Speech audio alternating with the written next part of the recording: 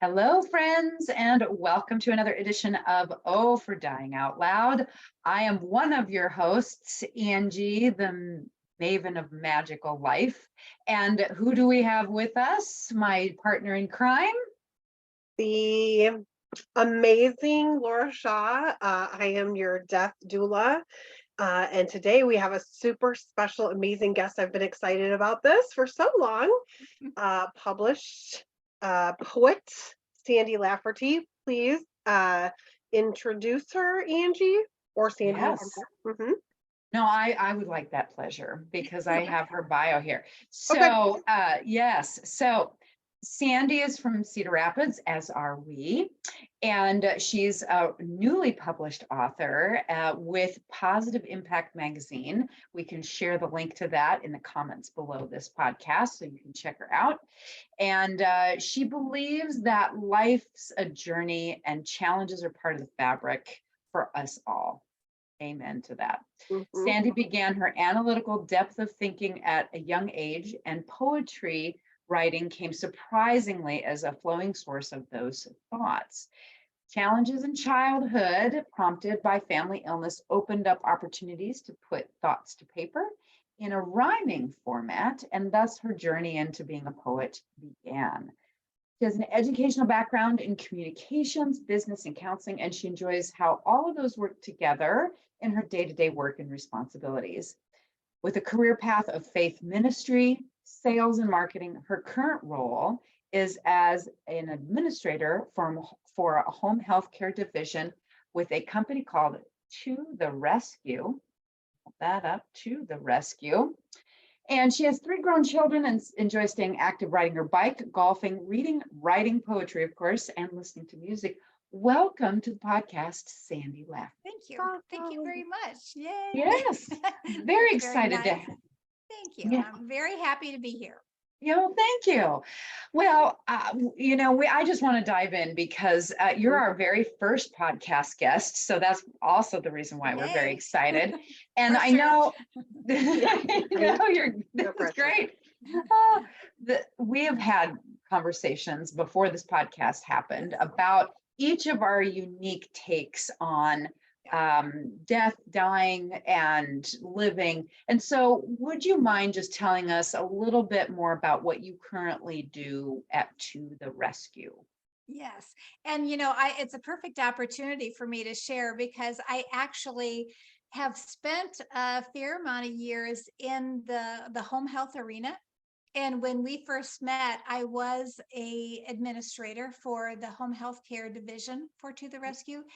Currently, that has been a transition for me. So that is no longer my role. Okay. Surprise. Yes. As we've had some business development opportunities in a number of different areas, including our human service division. I have background in the business sales side as well. So I have stepped into helping with the growth of that. I'm still involved with the home health as well. And so I can absolutely speak to that. It's really kind of an interesting transition. Communication and helping others was always kind of a passion of mine. In college, I really thought that I would do social work or I would do something along those lines. I realized in a couple situations that I found myself in that I was probably not tough enough. I really felt that I was kind of a softie, and I realized I may not be able to leave those things at work. They would permeate my soul. I would take them home. I would live them, wear them, be probably troubled by them, and realized that I love the communication element. I love the business element. And so went that route and ended up spending some years in the advertising world and sales, kind of transitioned into marketing with an agency. And one of the, several of the businesses that I worked with a hospice kind of as their adjunct in a way, but their contractual marketing person for a while, and got to know that business, worked with a large senior living community. And then during kind of some transitions and looking at different things, I ended up taking the position as the operations manager running the home health care division and their transportation. Mhm. Loved that. And Yeah. that was an eye-opening experience in a way to really be very much enmeshed in the world of seniors and all the different things that impact us as we age or as we deal with illness. And Okay. so that was something that I really enjoyed. I did some consulting work. And then when I started with To the Rescue, Mhm. I was there about a month in more of a business development role. And they asked me if I would, they were in need and asked me if I would take over their home health division. So back into that realm I went. And Right. yeah, it's really been something that is, I've talked to a lot of individuals. I've talked to a lot of families. It's quite the transition. Aging is quite the transition, going through things in life that just take us in a direction that we maybe never would have imagined, whether it's an accident or an illness. It's very likened to a lot of things that happen in life that just throws us a curveball, and it's really not what defines us, but how we respond to it very much does. And so those are all the choices along the way that I always felt kind of passionate about helping people navigate through, were those difficult life choices. Sure. I think this is so fascinating, and congrats on the new role. I think that's very exciting, but it really highlights sort of, this dual thing that our podcast is really about is about death, dying, the transition, and to how to make that sacred, but also how does that inform how we live? And your organization seems to tackle all three of those pieces. Like it's not just about home health and helping people in that later transition, but it's also about how do we help take care of one another so that we can live right now, right? I couldn't agree more. As you both know from talking to me, while I have dealt with death certainly a fair amount, it is really how we live that I am passionate about, making life's choices, and that's probably key reflection of my poetry. There's Mhm. always an element of challenge, there's an element of struggle, there's an element of resolve-ish in a way. Sometimes there's an element of faith because that's important to me as well.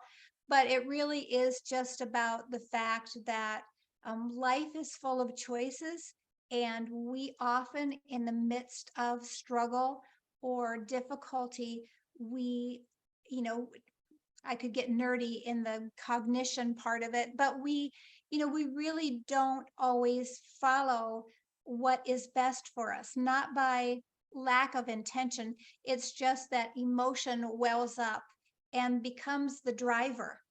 Right. And, Right. sometimes that emotional driver doesn't take us in the direction we need to go. So, what I feel very passionate about is helping people honor their feelings and acknowledge the struggle, Mhm. but give enough space and gap so that they, in the midst of that, they can identify things that show them, there's a light in this darkness that might go in a different direction, that might be an automatic, and that might be the better choice. Mhm. Or, just really creating options, because a Mhm. lot of times people that might normally see a lot of options in the midst of struggle or pain, they become very, very narrow in their focus. And, sometimes it's words, sometimes it's a hand, a hug, a wise counsel. There's a lot of things that can make a huge difference. Sometimes just words can. And, personally, at a time when I went through some challenges, it felt like kind of my natural instinct that I've really done all my life came to be very helpful to me, as I just expressed things on paper. It was Mhm. a way of honoring. Mhm. It was a way of being able to look back at what I'd written, but it was a way of letting it go. And, as friends kiddingly have told me, that I tend to like to wrap things up with a bow, but poetry can be very pretty. And so it's a way of take something that maybe doesn't feel very pretty and putting it down on paper. And to me, Yeah. that always helps.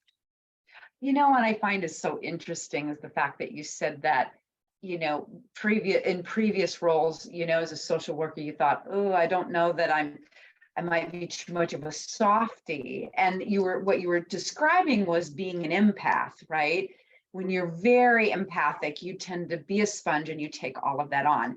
And yet we often talk, I know Laura and I have had this conversation, that being an empath is a superpower. It's just how you channel that. And you, my friend, have channeled that into being this poet and using your words to help people find their own language around those difficult scenarios. And I do want to talk a little bit more. I know Laura has some questions too, but would you mind sharing with us one of your poems? Yes, I will. Please. It's interesting. I tend to be motivated somewhat by, I guess earlier in my life, it was always by my own struggles. Sure. Later on, it was sometimes just being motivated by something I would see, a story from somebody else. So here's one, and it is called My Life Chapters. There comes a day when I shall pass. Go home with grace, I will. My journey to another realm, my heart beats soft, then still. I hope you know that I have loved and lived and laughed and yearned. I've had so many precious joys, grateful for all I've learned.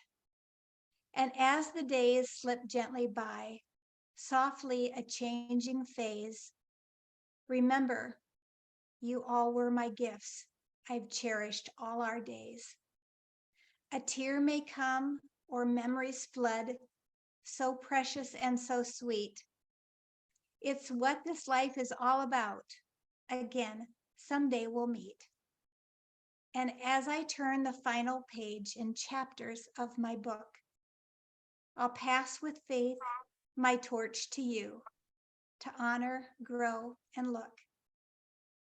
The fact is, you are what I leave, my special legacy, your voice and how you live your life, in that you honor me. The wisdom is inside of you. Tap into what you know. And as you journey chapters forth, recall, I loved you so. There. That was amazing. That was amazing. Like, drop the mic. We're done. We're done. How in the world are we going to follow that? That was gorgeous. Thank you. Just gorgeous.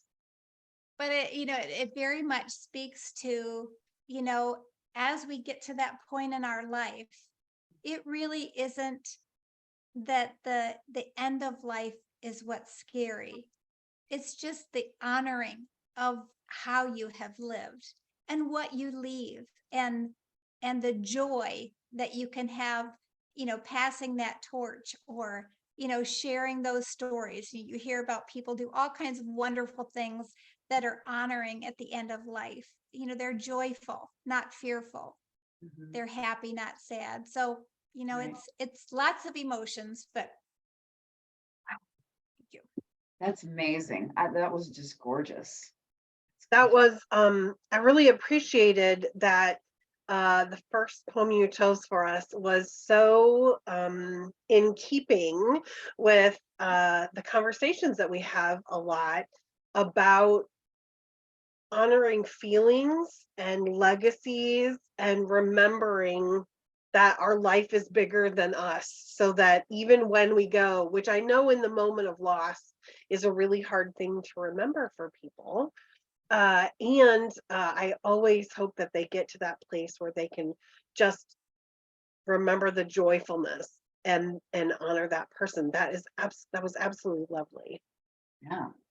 Thank you. Yeah. I appreciate that. Yeah.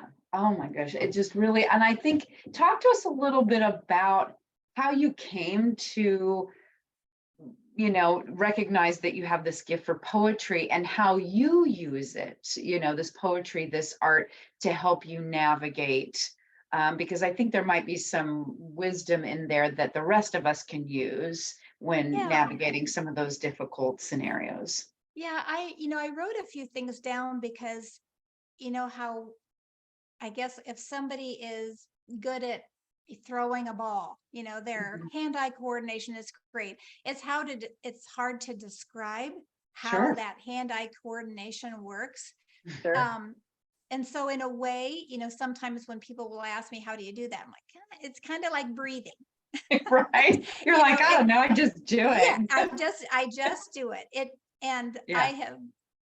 I have likened it to the fact that sometimes, I've learned actually in the last 10 years or so that I can bring forth a poem by choice rather than by I have no choice, because often I felt like it was just coming almost not of me, but Like you were through channeling.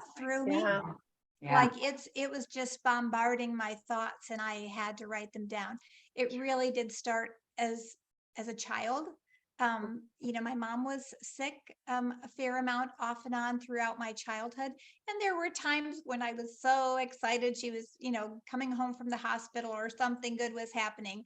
And I would write. Like my parents were I think I have a little bit of that in my history. I think my mom wrote a little and my grandma wrote a little.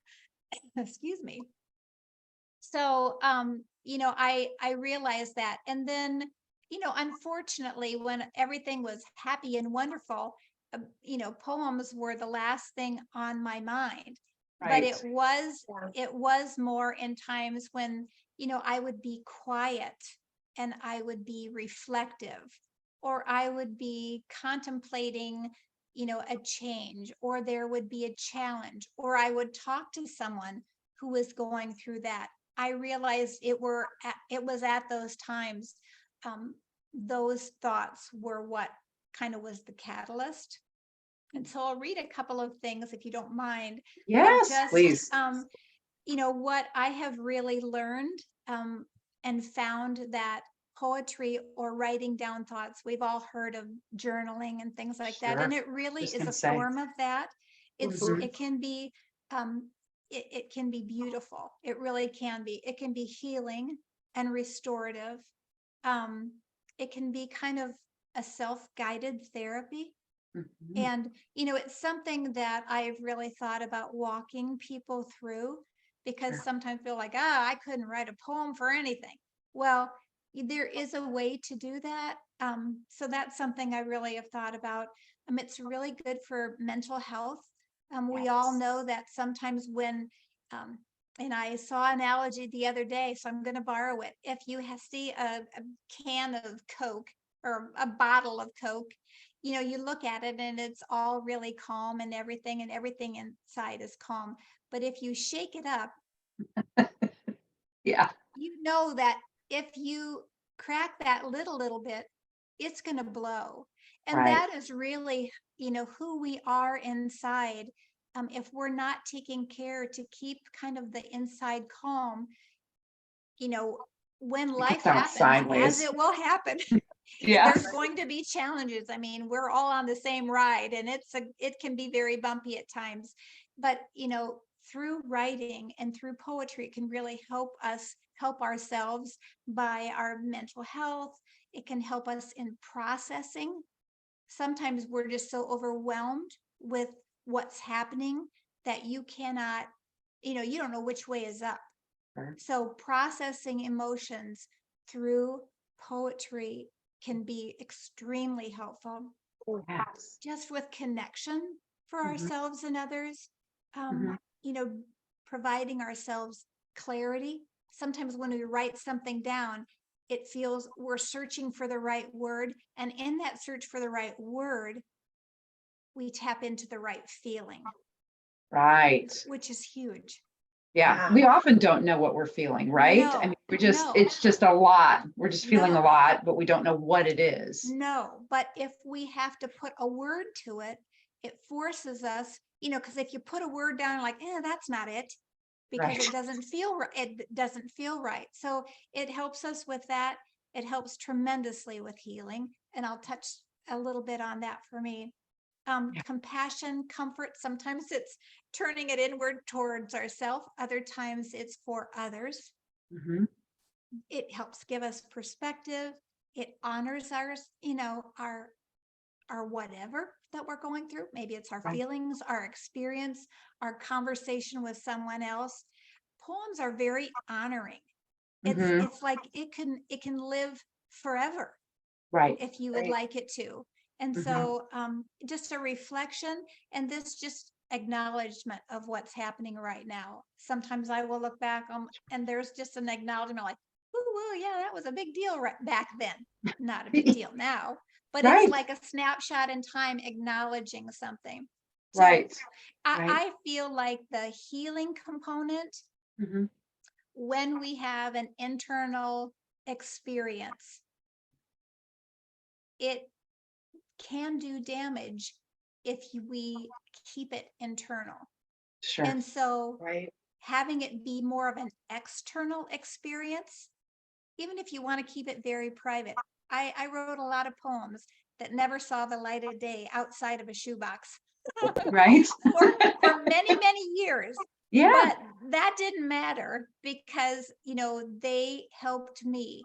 And the healing that came with that was tremendous. I knew that it was harmful to keep all these feelings just running around inside of me. And once they were out on paper and they looked kind of pretty when I was all done, I could put away in a shoebox and I didn't have to think about it because Right. I had articulated it to myself. I had clarified it, acknowledged it, all those things that I mentioned, processed through it as I was writing it down, Yeah. and then I could put it away. So Yeah. It's like each of those little feelings or thoughts are just like scared little children and they just need to be heard. And so putting it out on that paper is a way for it to be heard. right. And I think it's important for those who are listening, particularly those that are saying, "Oh, I could never write poetry." It does Right. not have to rhyme. No. It does not have to rhyme. So while Sandi has this beautiful cadence and this rhyming, that is one way to write poetry, but it doesn't have to rhyme. I mean, and it could No. be, it doesn't have to be pretty either. It can be very Messy. visceral and messy. Raw. Yes. It Yeah. can be, yes, it can be. To me, it helped me to have it look, when things inside did not feel very pretty, to write it down in a way that to me looked pretty Sure. helped me. But Oh, yeah. absolutely no. I mean, I have many that, yeah, they don't sound so pretty. But so you are spot on. It is very, very personal. It does not have to look, sound. Yeah. Yeah. Well, and is it a fair statement, Sandi? So, kind of like what you said about wanting to walk people through this. I would think that this would be a really healing space for someone to learn that maybe they have this in them, even like you said, even if it's not pretty, even if it's not, it's like painting or musicians writing a song. Like they don't all look the same, and some people need something different than other people need. But Oh, I would think that, absolutely. yeah, that this would be really healing. It is, and one of the things that I mentioned exactly, I love that you tap into that because the healing component was probably one of the biggest things for me. And, the reality is we all have something, Right. Yes. we don't arrive at life and just, hook up this billowing white sail and woohoo, sailing along. Isn't it lovely? Right. There's storms. Yeah. So we all have something. And sometimes walking through an exercise like writing poetry and finding the right words for something Mhm. can all of a sudden bring up a thought, an experience that people may not even really know that is just sitting in there and is not healed Right. or is not resolved or needs to have expression. Right. Sometimes it's nothing that big. It's just, I've never really actually expressed that, given it, Right. honored it in a way that, a poem or writing it down can. So Absolutely. And it looks very different for, different people. for sure. And it's interesting that you mentioned that because as a songwriter, I started with poetry when I was really young, but then it morphed into songs. And I went to a songwriting conference, and the phrase that kept sticking with me was, give yourself permission to suck. Because that's the angst that so many of us do. It's like in the midst of going through something difficult, and you want to write about it, and maybe you think, oh, I want to channel this into a poem, then we further kind of we block that healing when we put these parameters on us to say, oh, it's got to look a certain way, it's got to, so maybe it's, maybe it comes out that way eventually, but there can be this process where it's just like, I just need to express on the page and then see if I can turn it into something and make it artful, it is part of the process of processing. Sorry, I used that term twice, but that really helped me to get out of my own headspace and go, just write. And yeah, I've had some songs that I've rewritten, but there's been a few songs that when I give myself permission to just write stuff, I might come out with just a chorus, and then a couple of days later I come back with a verse or two, or it might take a little bit. And maybe that's the way poetry can be approached too, is that maybe it's just the process of getting it out. Yeah. It's kind of like the saying that we all know and have heard, that it's really not, music might be different, but it's Yeah. not necessarily always the destination. Sometimes it's the journey. Right. Totally. And in music, I can see if you play music, it's like, that doesn't sound right, or that doesn't sound good. Sure. Poetry, at least in my mind, there is no judgment. Right. Because there's no expectation. Right. It's right. It's very personal, and whatever it sounds like is perfect. Right. Right. Well, Go ahead. No, go ahead, Angie. Go ahead. No. I was just going to say, I find it fascinating to think about this as a way that people are able to use poetry or writing during the grief process, whether it's their own grief or grieving for something or someone they've lost. I love this idea that it doesn't matter what it, because you don't have to share it with anyone if you choose not to, so it's private, right? But I would think that once you write it down, it might, does it, like, it's like a release valve, like there's some of the pressure off. Huge. Yeah. It is, it was something I did not only feel like I wanted to do, I was compelled. Mm-hmm. Yeah, I was compelled to do it, and it helped me in so many ways. And I just think, because kind of the fluidity of how I write and the poetic flow to it, and the loveliness, I guess, of how I think about it. Somebody might say, oh, well, no wonder you have a gift for writing that. No wonder you turn to that. That's just how mine look. That doesn't mean that how someone else's looks is better, worse, right, or wrong, because they're so personal. Right. And so, I would challenge people. We don't tend to go down a path that looks all, tangled and muddy and like, yeah, that's not a smooth path, or that's not a path I know, or that's not a path I've taken. So I probably won't go down that path.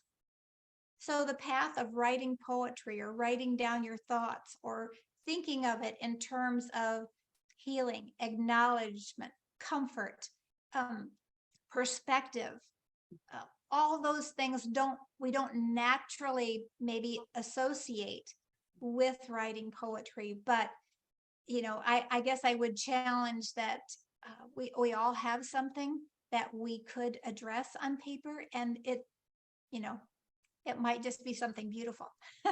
Right. And that speaks to art, right? Like there is such a thing as art therapy even, and I think about if poetry or writing words is not your thing, it's really just about getting your emotions out and expressing it in the way that you want to. Maybe it's doing yoga, maybe it's writing a song, maybe it's doing paint. My sister does painting, she does oil painting, and I remember seeing in her attic she had this big huge canvas, and it was for those who are familiar with painting, there's a painting knife. It's not a sharp knife, Yep. but it's a painting knife, and you use it to create sharp edges and very thick lines. And so she had this abstract painting that she had done that had all these lines on it, very thick. And it was a painting over another painting that she had. And she said, "This is my angry painting. And this is what happened when I had a lot of frustration. And I just took a bunch of paint and I just started whacking at this canvas." And it was beautiful. Had she not told me about it, I would have been like, "Wow, look at this amazing, beautiful art." And it is, but she was like, that's not the perspective that she came to the canvas with. Right. It was, I'm looking for an outlet. And so it could be drumming, it could be anything. But the fact of the matter is that, if we allow ourselves the space to express, whether it's on the page, on the canvas, in a song, whatever it is, I think there's great healing power in that, because let's think about all the ways that we in a maladaptive way do this, right? We stuff our feelings and then we go to happy hour, right? And I'm not saying anything's wrong with happy hour, right? I'm just saying that, we sit down and we watch TV for 5 hours and we numb out on Facebook, doom scrolling, guilty as charged. So the more that we can recognize art as not just a discretionary item or a luxury, but a necessary part of how we navigate life, it can help us to navigate not just death, but help us to navigate all those challenges in life, I think. Yeah. And a key word to keep in mind, I think that you said there too, was we all need an outlet. Yes. And we all choose an outlet. Mm-hmm. Yes, I mean, we do. I guess we're spiritual beings living a human experience. That's So, right. as that human experience, we are going to be subject to feelings, right, wrong, or indifferent, and we will do something with those feelings. Right. And Yeah. and all the things you mentioned, are different ways. Someday you get home from work and you feel overwhelmed, you veg out in front of the TV. Somebody Sure. else is going to go for a run. All the Right. things that you mentioned. So, Right. mhm. Right. Nothing wrong with that. Just there's lots of options, and art is one of them. Writing poetry is one of them. And I personally think you should do that poetry writing workshop. So we'll keep nudging you on that. It's in the back of my mind, and I've reached out on a couple of options to do that. So stay tuned for more on that. Awesome. I love Awesome. that. Sandy, I just want to ask you, in your life and lived experiences with working with a lot of elderly persons, have you ever incorporated this? Because I just wonder if this wouldn't be an amazing piece of nursing homes, care facilities, end of life planning. We always talk about this, but I just wonder if you've ever had an experience with that. I have not. I do have experience with advanced care planning. So what to do kind of when if you had something happen where you can't articulate what you wanted. So I have worked with families and seniors on that. I have not actually, it's interesting. Like I said, I should have. I have had this always be kind of part of my personal life, and then there was other things that were part of my professional life, and they didn't really cross over. The counseling element did, the helping families and working, helping people and talking to them in a way that comforted and maybe gave perspective as they or their loved ones navigated transitions, certainly. But bringing up poetry, I did not. And I probably, kick myself when you say Have you? No, I haven't. Why haven't I? I don't know. But Because it okay. hasn't been an option till now, and we've just Right, given you right. a new career trajectory. You're welcome. why, thank you. Yeah, I mean, Yeah, it is like two different worlds that have lived Yeah. kind of simultaneously. mhm, Felt very, very personal.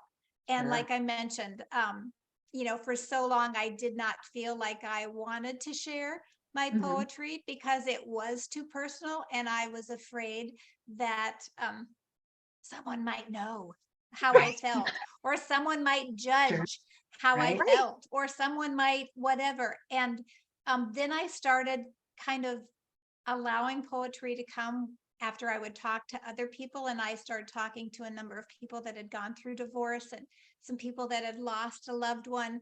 And I wrote something and just kind of put myself out there and gave it to them or send Mhm. it to them. I don't Right. know if I think I did physically give it to them. But anyway, I had a sister that had lost a brother years ago come to me and say, I have no idea how you knew all that you knew, how you wrote all that you wrote, but I have it with me and I will keep it with me forever.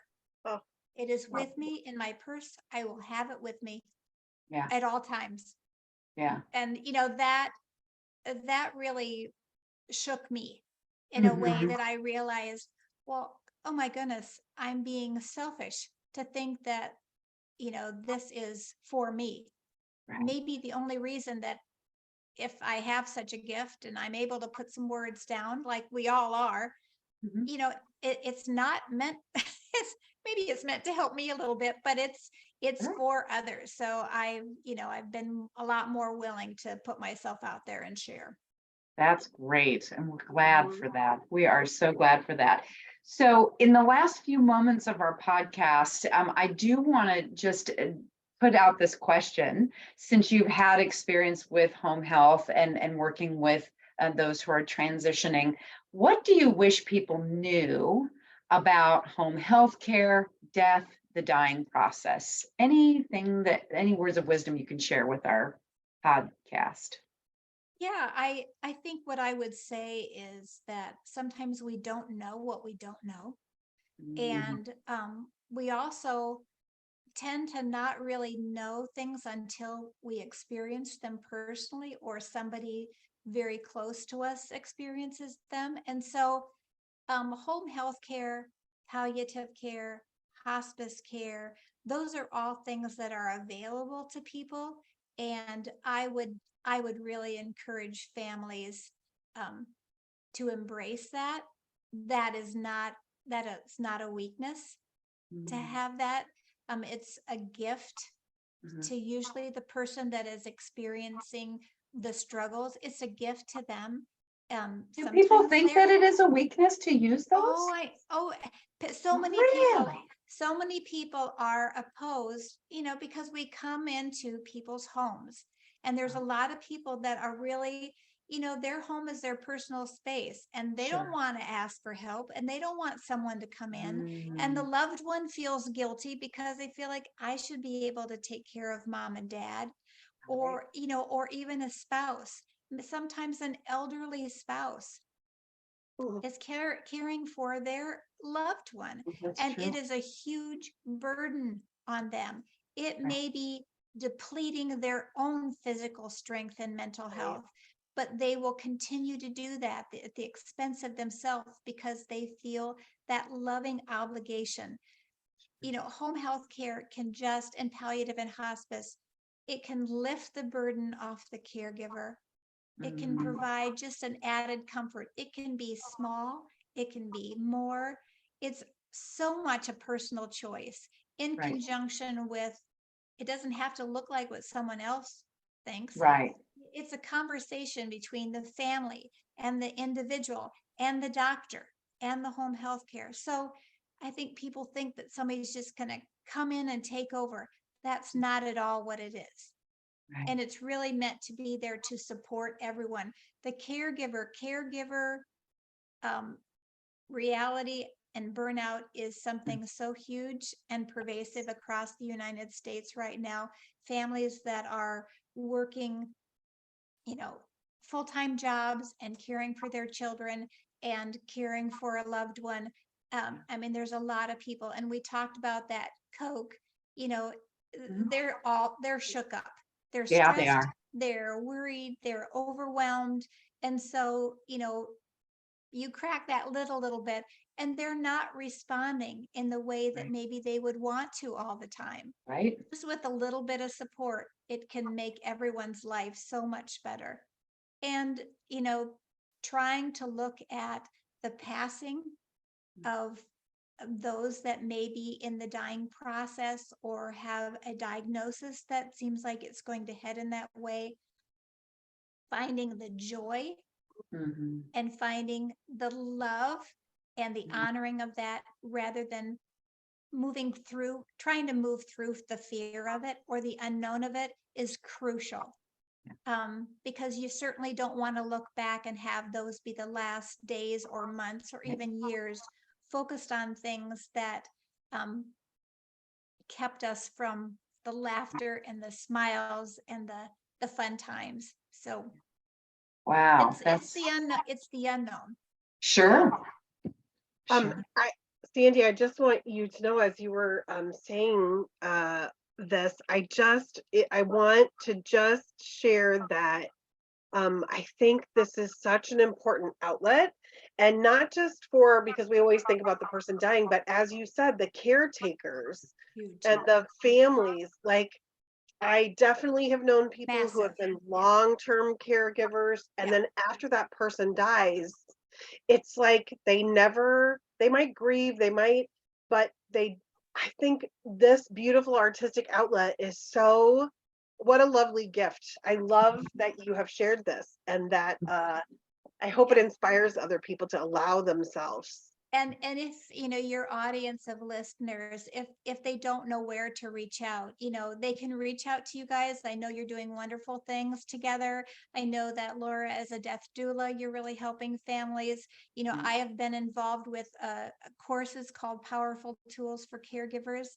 I'm not currently teaching the class, but there are different classes through the Mercy Caregiver Center. I mean, there is support. So, I think that's a crucial message for people to know that there is support for you out there through all kinds of organizations, through people that are trying to do wonderful things, such as you guys. And thank you so much for having me on today. Oh, it's just such a Love it. pleasure. Yes, and thank you so much for this very important conversation. This is why I love having guests like you, is because we come up with questions, but then it takes us in a different realm. Like, I had no idea that there was a bit of a hang up that people might have about getting the care that they and their loved ones might need, and what are tools, because that's one of the things that we really felt was important. It's not just about how do we care for the dying person and honor them as they're making that transition, but how do we support ourselves through this process? And we forget that, like after you said that, I'm like, well, shoot, I'm going to let everybody I know bring the army. Like, I just bring as many people as you can, get as much help as you can, for yourself, for me. It really, we are all walking each other home. We really are. So I've just really enjoyed this conversation thoroughly. Laura, did you have any other questions before we end? No, I just want to thank you again, Sandy, so much, because I Oh, love absolutely. listening to your poetry. I love it. And I love the first time you said how it could be such an amazing tool for grief and for people. I just thought, oh my gosh, why isn't this a tool that I have in my toolbox for families? That, Yes. of course it is. Yeah. Yes. Of course it Yeah, is. for Thank sure. you. Yes. And do you have another poem that you can take us out I with? do. I have one that's called It's Time and one that's called Find Me. Do you have a preference? It's time seems to Okay. ring for me. So Okay, let me pull it up here if I can. Yeah, No pressure, my technology. phone is literally so full of I'm poems that it's kind of That's great. Kind of crazy. I love that. Yeah, Well, prolific it's not, writer. it's not coming right. Let's see. That's okay. The other one will work too. We'll take whatever the universe is telling you to read. That's right. Okay. This one, Find Me. Okay. And it's short and it's kind of light and it's probably a good one to end on. Oh, good. A sunlit sky, a wishful dream, a breath, a stretch, a smile. All take you to another place where you can rest a while. Reflecting life's direction, a ride on eagle's wings. A sip or bite is special, enjoying simple things.